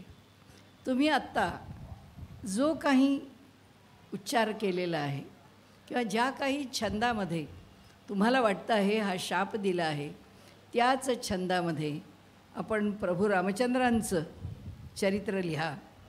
आणि त्यावेळी ब्रह्मदेव म्हणतात, त्यांना बालकांडामध्ये त्याचं वर्णन केलं आहे. धर्मात्मनो भगवतो लोके रामस्य धीमतः. म्हणाले जो धर्मात्मा आहे असा हा प्रभू रामचंद्र धैर्यशाली पुरुषांमध्ये, अत्यंत विद्वान पुरुषांच्यामध्ये जो अत्यंत श्रेष्ठ आहे, जो चारित्र्य संपन्न आहे, भगवता लोके, जो साक्षात भगवान म्हणावा असं ज्याचं चरित्र आहे, असा जो आहे. वृत्तम कथय धीरस्य, त्या धीर पुरुषाचं वृत्त म्हणजे इतिहास तू कथन कर. आता आमच्या लोकांना रामायण आणि महाभारत काय इतिहास आहे का, उगीच आपल्या काहीतरी भाकड कथा. लोक म्हणतात आमचा नाही विश्वास. तर तुमच्या विश्वासाला मानतो कोण, तुम्ही कोण, तुम्हाला तुमचं जीवन ठरवता येत नाही. आजचा श्वास घेतला तर पुढचा श्वास घेता येणार आहे का नाही माहिती नाही. इतकीसुद्धा आपल्या स्वतःची शाश्वती नाही. आपल्या कुटुंबातल्या 2 माणसांचे सुद्धा समस्या किंवा प्रश्न आपल्याला सोडवता येत नाही. आणि त्या प्रभू रामचंद्रांना नावं ठेवायला लागतं काय, कारण जिथे काहीच लागत नाही ते बोलणं फार सोपं असतं. आणि त्यामुळे इथे त्यांनी म्हटलं आहे की ते धीर पुरुष आहेत. आणि त्यांनी शब्द काय वापरला आहे आपण बघा इथे, वृत्त कथय, त्यांचं जे जीवन आहे, त्यांची जी जीवनी जो इतिहास आहे तो इतिहास तू सांग. वाल्मिकी, आपण उगीच म्हणत नाही वाल्मिकी रामायण सत्य आहे, वाल्मिकी रामायण प्रमाण आहे. वाल्मिकी रामायणात जे सांगितलं आहे त्याला सोडून इतरत्र कुठे काही आलं तर तो विषय संदर्भाला घेऊ नये. सत्यासत्यतेची छाननी करायची असेल तर वाल्मिकी रामायण हा खरा संदर्भ ग्रंथ आहे. श्रद्धा म्हणून रामचरितमानस, मांडणीच वेगळी आहे. त्यांनी वाल्मिकींना हात लावलेलाच नाही आहे. असो, सांगण्याचा हेतू असा की हा आमचा इतिहास आहे, याला पुरावा काय. आणि लोकांनी वेडवाकडं लिहिलं आहे, बरंच लिहिलं आहे, याला पुरावा काय. पुरावा एकच, या ब्रिटिश लोकांनी जेव्हा आमच्यावरती राज्य केलं त्यावेळी त्या काळात त्यांच्या मनात असं आलं की हा समाज प्रभू रामचंद्रांच्या चरित्रांनी, प्रभू रामचंद्रांच्या जीवनीनी फार प्रभावित आहे.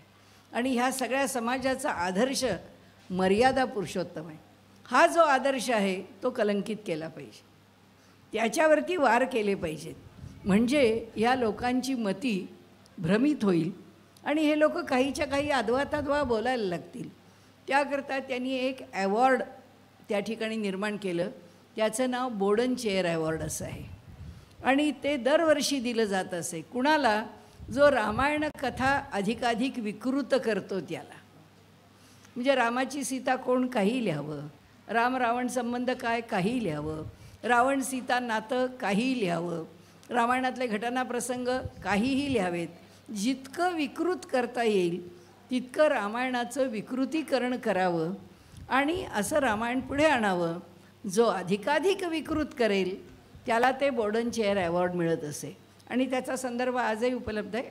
प्रेरणाचे जे अंक निघत होते त्या अंकांच्यामध्ये त्याच्यावरचा लेख आहे की कशाप्रकारे ब्रिटिशांनी हे ॲवॉर्ड देऊन लोकांचा बुद्धिभेद केला. दुर्दैव असं आहे की कोण आमचे बुद्धिभेद करू शकतो?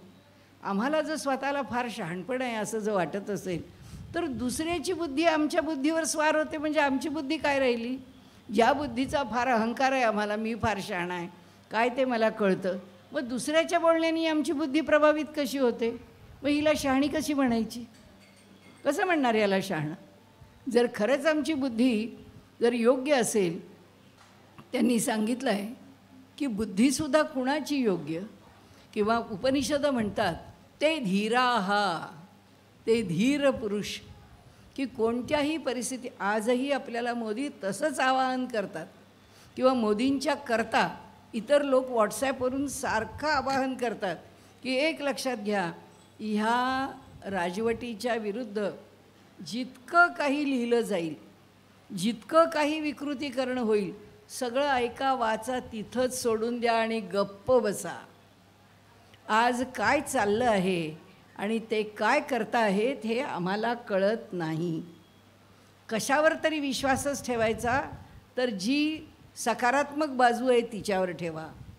हे येणाऱ्या नकारात्मक बातम्या ह्या तुमचा बुद्धिभेद करण्याकरताच आहेत, त्याच्यावरती विश्वास ठेवू नका.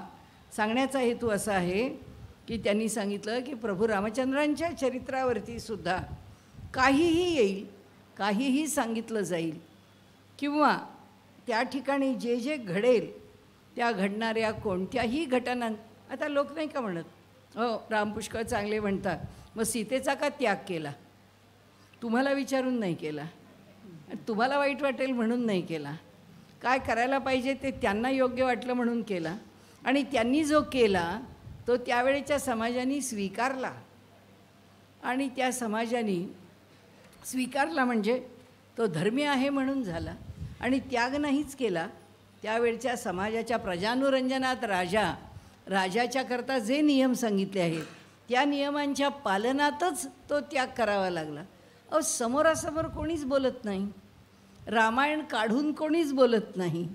फक्त काय मनास आलं, एक ज्याला आपण ह्याच्या निवडणुकांमध्ये व्हिस्परिंग कॅम्पेनिंग असं म्हणतात, की एक पिल्लू सोडून द्यायचं, एक काहीतरी बातमी द्यायची टाकून, आणि ती लोकांच्यामध्ये आपोआप कुठेही कागदावर येणार नाही, कुठेही कोणाला समजणार नाही, पण लोकांच्यामध्ये प्रसृत होईल. म्हणजे हो असं आहे का, अरे बापरे आम्हाला माहीत नव्हतं, आम्हाला माहीत. कारण असं आहे, प्रत्येक मनुष्य बातमीपेक्षा गॉसिपवर जास्त जगतो, त्याचा रस गॉसिपमध्ये असतो, बातमीत नसतो. असो, सांगण्याचा हेतू असा आहे की इथे त्यांनी सांगितलं आहे की हा धीर पुरुष आहे. प्रभू रामचंद्रांनी जे जे केलं, भावानी भांडणकानी केलं, कैकेयीनी असं वागले, कैकेयीला कानी उत्तर दिलं, आईच होती ना, तशाकरता तिचं ऐकलं. मग स्वतःच्या आईला दुःखी का केलं? स्वतःच्या आईला सुखी करायचं होतं. भाऊ तिकडे का जाऊन बसला? त्या भरताला कळत नव्हतं का? ह्या आईचं आणि त्याचा काहीतरी हे असेल, काहीतरी म्हणजे फिक्सेशन असणार, काहीतरी पक्क झालं असेल की त्यांनी तिकडे जावं आपल्या मामाकडे, आईने इकडे हा उद्योग करावा. म्हणजे असे जे फॉल्स नॅरेटिव्ज आहेत आत्ता समाजामध्ये, ज्या शब्दांना फार महत्त्व आहे, असे अनेक नॅरेटिव्ज लोक सेट करतात. अशा अनेक गोष्टी प्रभू रामचंद्रांच्या चरित्राविषयी बोलू शकतात. का बोलू शकतात?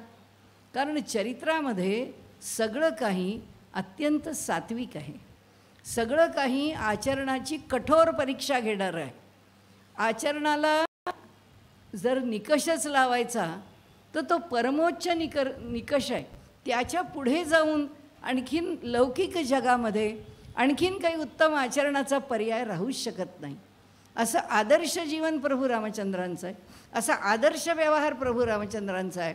म्हणून ब्रह्मदेव सांगतात वृत्तम कथय धीरस्य. या धैर्यवान पुरुषाचं जे वृत्त आहे, म्हणजे जो इतिहास आहे, तो इतिहास तू लोकांना सांग. त्या इतिहासाचं तू कथन कर. यथा ते नारदात श्रुतम. ज्याप्रमाणे नारदांनी तुला सांगितलं आहे, नारदांनी सांगितलेली कथा ही पूर्णपणे योग्य आहे. तोच इतिहास आहे. आणि तो इतिहास आता पाहता पाहता आमच्या नासाकडून प्रत्येक गोष्टीचं सँक्शन या बुद्धिवाद्यांना मिळतं आहे. आम्हाला गरज नाही आहे. आणि त्यांनी सँक्शन दिलं म्हणून आम्ही फार अभिमानी आम्हाला खात्री आहे. जे वाल्मिकींनी सांगितलं आहे, जे प्रभू रामचंद्रांच्या चरित्रात घडलं आहे, जे त्यांच्याकडनं लिहिलं गेलं आहे, ते 100% सत्यच आहे. ते 100% प्रमाणच आहे. आता सांगतात की म्हणाले जे सेतुबंधनावरचे जे दगड आहेत ते सगळे दगड तरतात, तर तो दगड तर वेगळा आहेच आहे, परंतु लक्षावधी वर्षांपूर्वीचा आहे. आता या बुद्धिवाद्यांना म्हणा द्या ना उत्तर, नासाला द्या ना उत्तर. इथे आमच्यासारख्या सामान्य माणसाला धोपटून काढता आणि आम्हाला अंधश्रद्धावादी म्हणून बोलता आणि धर्माचं नुकसान करता. कारण असं आहे, तुमच्यासारखे लोक बोलायला लागले की लोक अरे बापरे एवढा विद्वान मनुष्य आहे, हा सांगतो म्हणजे खरं असेल. कारण अशा प्रकारे जे आपल्याला पुरतं कळत नाही त्याच्यावरती वक्तव्य करणं हा तर सर्वात मोठा गुन्हा आहे, हा तर सर्वात मोठा अपराध आहे. कारण संपूर्ण समाजावरती तुमच्या वक्तव्याची जबाबदारी आहे. आज तर मी म्हटलं तसं, आज तर फॉल्स नॅरेटिव्ह सेट करून इतिहास म्हणतायत. आज जातीयवादावरती त्यांचे नॅरेटिव्ह सेट होतात. आज त्यांच्या राजकारणावरती त्यांची नॅरेटिव्ह सेट होतात. कशावर होत नाहीत? हे सगळं असं प्रकरण आज आहे. त्या सगळ्या गोष्टी खऱ्या का खोट्या ह्या तर आज आणखीनच निकष बदलले. आपण हे विद्वान वगैरे म्हणतो, आज तर विद्वानसुद्धा नाही, आज तर राजकारण आहे. नुसतं राजकारण नाही आहे, आंतरराष्ट्रीय राजकारण आहे. आणि नुसतं आंतरराष्ट्रीय राजकारण नाही, सगळं पैशाचं आणि सत्तेचं राजकारण आहे. जगभराच्या सत्ता आणि पैशाचं राजकारण. तेव्हा इथे त्या काळी सांगितलं आहे आणि लक्षावधी वर्ष ते रामचरित्र तसंच आलं आहे. दुर्दैव आमचं आहे, ह्या कलियुगाचं आहे आणि ह्या कलियुगातल्या सो कॉल्ड विद्वानांचं आहे. माहीत नाही. कारण मी आपल्याला सांगते, लोकमान्य टिळकांनी जेव्हा काही गोष्टी लिहिल्या आणि उत्तर ध्रुवावरून आर्य आले असं त्यांच्या पुस्तकात जेव्हा विधान केलं आणि पुढे त्यांच्या वाचनात काही गोष्टी आल्या, त्या वाचनात आलेल्या गोष्टी पाहिल्यानंतर त्यांच्या असं लक्षात आलं की मी जे विधान केलं हे चुकीचं आहे. अगदी ते मृत्यूशय्येवर होते. त्यांना भेटायला हनुमतदत्त पोद्दार गेले होते. त्यांनी पोद्दारांना सांगितलं की आता माझ्या हातात वेळ नाही राहिला, आता मी केव्हाही जाणार आहे. परंतु आर्य हे उत्तर ध्रुवावरून आले, ते इथले नव्हते. असं जे माझं तिथे केलेलं जे निष्कर्षाचं स्वरूप आहे ते योग्य नाही आहे. तुम्ही एकच करा, मी आता एकच करू शकतो की मी तुम्हाला सांगितलं आहे आणि ते माझं विधान चुकीचं आहे. आर्य हे ह्याच भूमीतले आहेत, एवढं माझ्याकरता लिहा आणि प्रसिद्ध करा. आजकालच्या काळामधला जो मनुष्य स्वतःला सोशलिस्ट समजतो, आपल्या विचारातून समाज घडवायला जातो, त्यांनी आयुष्यभर ईश्वरवाद नाकारला. त्यांच्या पत्नी गेल्या, ते राहिले आणि त्यानंतर मात्र त्यांच्या पत्नीने जे जे त्यांना सांगावं आणि ह्यांनी नाकारावं ते त्यांना शेवटी जाणवलं की अरे हे मी चुकलो आहे. पण शेवटी खुजी माणसं खुजीच असतात. त्यांना नाही वाटलं की माझ्या सगळ्या सोशलिस्ट बंधूंना एकदा सांगून टाकावं की अरे मी तुम्हाला जे सांगत होतो की ईश्वराला मानू नका, असं नाही आहे बरं, ईश्वराला जरूर माना, मला त्याचा प्रत्यय आलेला आहे, असं बोलणार नाहीत. अहो, आपल्या पुण्यातल्या इतिहास संशोधकांनी त्यांचं इतिहास संशोधक मंडळातर्फे त्यांनी छापलेलं जेव्हा ते चुकीचं ठरलं त्यावेळी लोकांनी सांगितलं की एक लेख त्याला जोडूया आपण, की ठीक आहे असं संशोधन आहे. ते आता आणखीन काही नवीन पुरावे सापडले ते मागे पडले. त्यांनी सांगितलं हा जर लेख लिहायचाच असला तर लिहा, पण माझ्या मृत्यूनंतर लिहा, मी असेपर्यंत लिहू नका. म्हणजे तुम्ही संशोधक नाही आहे, तुम्हाला फक्त तुमचा मोठेपणा हवा आहे, त्याच्याकरता हे सगळे उद्योग करता. असा हा इतिहास नाही आहे आणि असं हे ऋषीही नाही आहेत आणि असं आमच्या भारतामध्ये काही टिकलेलं पण नाही आहे. जे हे असले जाता येता फुटकळ काही लिहिणारे लोक आहेत ना, त्यांचं साहित्य वाङ्मय केव्हाच आजच्या भाषेत बोलायचं तर वाराच्या भावात गेलेलं आहे, ते मुळीच राहिलेलं नाही आहे. सांगायचा हेतू असा की रामायण हा आमचा सच्चा इतिहास आहे. रामायणाला चॅलेंज आमच्या बुद्धिवाद्यांनी केलं असेल, पण आजही नासा आता आणखीन गोष्टी सिद्ध करत आहे. आत्ताच्या काळात 15-20 दिवसातली गोष्ट आहे की रामायणातल्या ह्या कथा सत्य असल्या पाहिजेत, तेच सांगतायत. म्हणजे आम्ही इतके करंटे आहोत की आमचं ज्ञान, आमचं मोठेपण लोकांनी जेव्हा सिद्ध करावं तेव्हा ते आम्हाला कळावं. तोवर आम्हाला काहीच कळत नाही आहे, तोवर आम्ही समजू शकत नाही ह्या दुर्दैवाला काय म्हणावं. असो, वाल्मिकींनी जे रामायण लिहिलं आहे त्या रामायणाचं स्वरूप ब्रह्मदेवांनी सांगितलं की अशा त्या धीर पुरुषाचं तू चरित्र वर्णन करा. यावत स्थास्यन्ति गिरयः सरितश्च महीतले, जोपर्यंत ह्या पृथ्वी तलावरती नद्या वाहत असतील आणि पर्वत स्थिर असतील तावद रामायण कथा लोकेषु प्रचरिष्यती, तोपर्यंत ही रामायणाची कथा लोकांच्यामध्ये अजरामर राहणार आहे.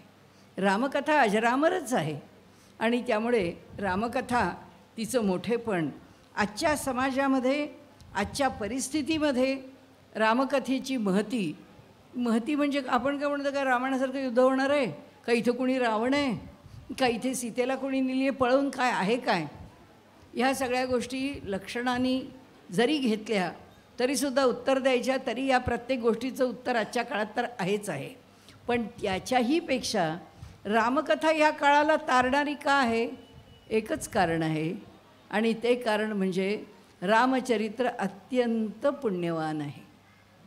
ते पुण्यच आम्हाला तारणार आहे, ते सामर्थ्यच आम्हाला तारणार आहे, ते पुण्यच आमच्या बुद्धीला सरळ. बुद्धियोगम ददाम्यहम, भगवंतांनी सांगितलं आहे की तुम्हाला काय द्यायचं आहे आणि मी काय देतो, तुमच्याशी मी काय संपर्क ठेवतो, तुमच्याशी मी कसा जोडला जातो, तुमच्यावर मी कशी कृपा करतो, तुमच्यावरती जो प्रसाद ज्याला म्हणतात, जी प्रसन्नता ज्याला म्हणतात ती कशी देतो, तुमच्या बुद्धीतून, तुमच्या विचारातून, तुमच्या प्रवृत्तीतून. आणि त्यामुळे रामकथेच्या संबंधामध्ये विचार करायचा, आपल्याला 7 दिवस प्रभू रामचंद्रांचंच गुणगान गायचं आहे. आणि त्यामुळे ही कथा, हे ऋषी, हा समाज आणि ह्या समाजाकरता रामकथेचं असणारं महत्त्व हे आपण गाऊ. आज आपली वेळ संपली आहे, उद्या पुन्हा आपण 5:30 वाजता भेटू. शुद्ध ब्रह्म परात्पर राम, कालात्मक परमेश्वर राम. शुद्ध ब्रह्म परात्पर राम, कालात्मक परमेश्वर राम. श्रीराम जय राम जय जय राम, श्रीराम जय राम जय जय राम, श्रीराम जय राम जय जय राम, श्रीराम जय राम जय जय राम, श्रीराम जय राम जय जय राम.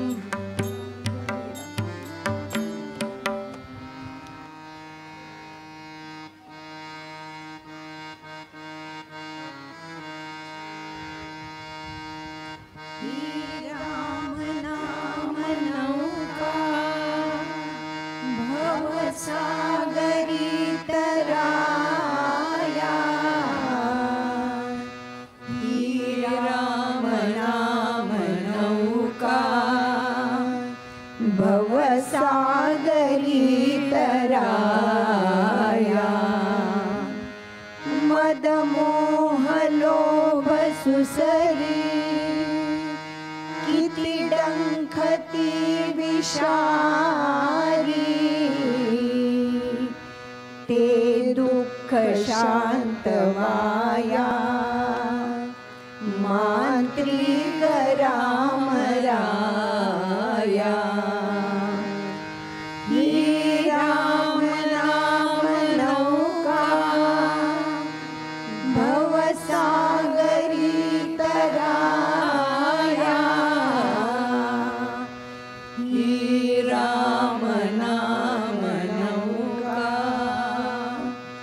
भवसागरी तराया. सुटले अपाट वारे मन तारुत्यात बिथरे. त्या वादळातुनिया नेईल राम राया. ही राम नाम नौका भवसागरी तराया. ही राम नाम नौका भवसागरी तराया. भ्रमभोवर्यात अडली नौका परीन बुडली. धरुनी सुकाणू हाती बसले राम राया. ही राम नाम नौका भवसागरी तराया. ही राम नाम नौका भवसागरी तराया. आम्ही सर्व ही प्रवासी जाणार दूर देशी. तो मार्ग दाखवाया अधिकारी राम राया.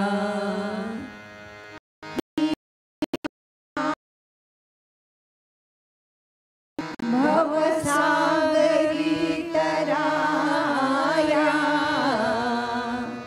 ही राम नाम नौका भवसागरी तराया. प्रभु ही तुझीच मूर्ती हृदयी सदा बसू दे.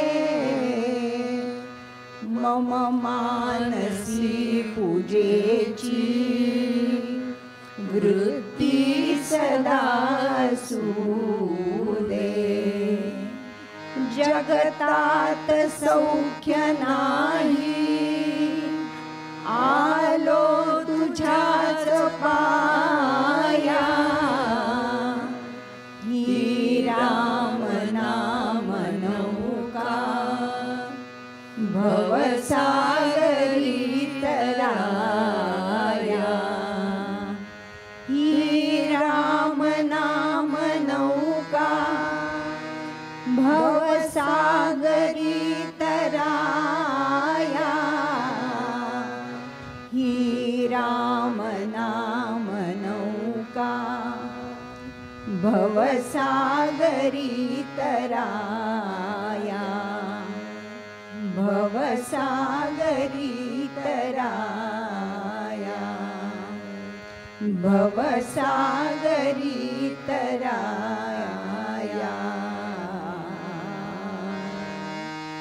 सीताकांत स्मरण जय जय राम. पवन सूत स्मरण जय जय राम. जय जय रघुवीर समर्थ. नमः पार्वती पते हर हर महादेव. भारत माता